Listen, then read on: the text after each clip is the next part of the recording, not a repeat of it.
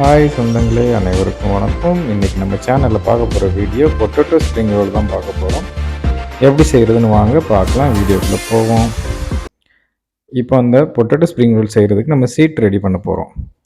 Fold பண்ணுறதுக்காக seat ready பண்ண போகிறோம். அந்த சீட் ரெடி பண்ணுறதுக்கு 2 டைப் இருக்குது. அதில் முதல் டைப்பை நான் இதை ரெடி பண்ணுறேன். இன்னொரு டைப்பு நான் அடுத்த வீடியோவில் போடுறேன்.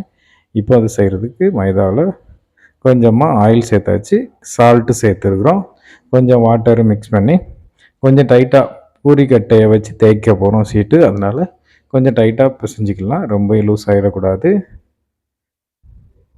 இந்த மாதிரி நல்லா பிசைஞ்சிக்குவோம். பிசைஞ்சு ஊற வச்சுருவோம்.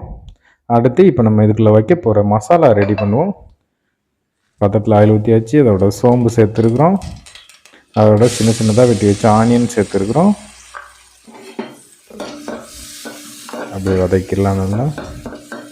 அப்புறமா சில்லி சாஸு சேர்க்க போகிறோம். லைட்டாக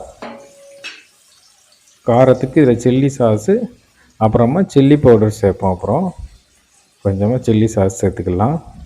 இந்த ஸ்ப்ரிங் ரோலுக்கு இந்த மாதிரி சில்லி சாஸ் ஐட்டங்கள் சைனீஸ் ஃபுட்டு மாதிரி தான் இது. அதெல்லாம் கொஞ்சம் சேர்த்தா தான் நல்லாயிருக்கும் டேஸ்ட்டு. அதனால் அதை சேர்த்துக்கிறேன். இல்லைனாலும் பிரச்சனை இல்லை, மிளகாய் அரைச்சி ஊற்றுங்க, ஒன்றும் பிரச்சனை இல்லை. அப்புறமா இதில் க்ரீன் பீஸ், பாயில் பண்ண க்ரீன் பீஸை சேர்க்குறேன். இந்த க்ரீன் பீஸை நல்லா மசிச்சு விட்டுக்கணும். நான் ஒரு மேசர் வச்சுருக்கேன், அதை வச்சு நல்லா மசிச்சு விட்ருவோம். நல்லா இந்த மாதிரி மசிச்சிடும். அப்போ தான் அந்த ஸ்ப்ரிங் ரோலில் வைக்க நல்லாயிருக்கும். அப்புறம் ஒரு பாயில் பண்ண பொட்டேட்டோவை சேர்க்குறோம் அதில். அதையும் நல்லா மசிச்சு விட்ருவோம். ரெண்டும் மசிச்சாச்சு. இப்போது இது மிக்ஸ் பண்ணிவிட்டு அப்புறமா நம்ம மசாலா சேர்க்க போகிறோம். இதில் அதிகமான மசாலாலாம் சேர்க்கறது இல்லை. சால்ட்டு இது கொஞ்சமாக சேர்த்துக்குவோம். அப்புறமா கொஞ்சமாக இதில் மஞ்சள் தூள் சேர்க்குறோம். அப்புறமா மிளகாய் தூள் சேர்க்க போகிறோம். அப்புறமா கொஞ்சம் கரம் மசாலா சேர்க்க போகிறோம். கரம் மசாலா சேர்த்தாச்சு. மிக்ஸ் பண்ணிக்குவோம் நல்லா.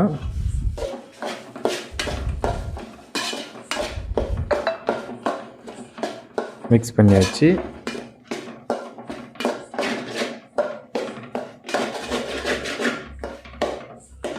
மிக்ஸ் பண்ணியாச்சு. இதில் ஃபைனலாக லைட்டாக கஸ்தூரி மேத்தியை உள்ளே கொஞ்சமாக எடுத்து இந்த மாதிரி உள்ளங்கையில் வைத்து லைட்டாக கசக்கி அதை உள்ளே போட்டுக்குவோம். ஓகே, இந்த மசாலா ரெடி ஆகிடுச்சு. இந்த ஸ்ட்ரெச்செல்லாம் இருக்கணும், ரொம்ப தண்ணியாக இருக்கக்கூடாது, கட்டியாக இருக்கணும். அப்புறமா நம்ம ஊற வச்ச மைதாவை எடுத்துக்கிடுவோம்.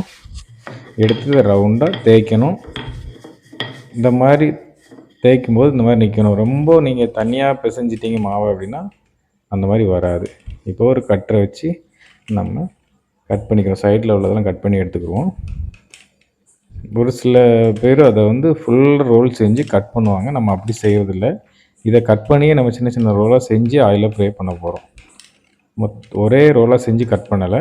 அதை வச்சு ஸ்ப்ரிங் ரோல் அடுத்த வீடியோவை செய்கிறேன். அதில் அந்த மாதிரி உங்களுக்கு இந்த சீட்டையுமே ரொம்ப சிம்பிளாக செய்யக்கூடியது சொல்லித்தரேன்.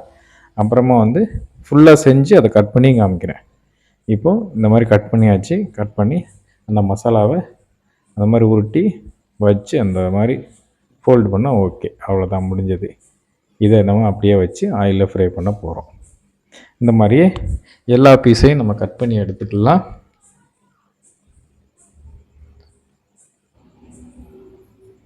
எனக்கு இந்த மாதிரி ரோல் 2 சப்பாத்தி பார்த்தா 2 ரவுண்டு வந்தது. அதில் நான் இந்த மாதிரி தான் பீஸாக கட் பண்ணி எடுத்து செஞ்சேன். இதில் 6 வச்சுருக்கிறேன். இப்போ ஒரு கப்பில் மைதாவை தண்ணி ஊற்றி நல்லா கரைச்சி வச்சுருக்கிறேன். அதை அந்த சைடு மசாலா வெளியில் வரக்கூடாது அப்படிங்கிறதுக்காக இந்த மாதிரி டிப் பண்ணி உள்ளே போட்டுரும். ஆயிலில் ஃப்ரை பண்ணி எடுப்போம். இந்த மாதிரி எல்லா பீஸையும் நான் டிப் பண்ணி போடுறேன். ஏன்னா மசாலா அப்போ தான் வெளியில் வராது. இல்லை அப்படின்னா அந்த மசாலா கொஞ்சம் ஒரு மாதிரி கறி பிடிக்கும். ப்ளஸ் வெளியிலையும் தள்ளிடும் அந்த மசாலா. வேணுங்க நம்ம இப்படி லைட்டாக டிப் பண்ணி போட்டோம்னா நமக்கு வெளியில் வராது மசாலா.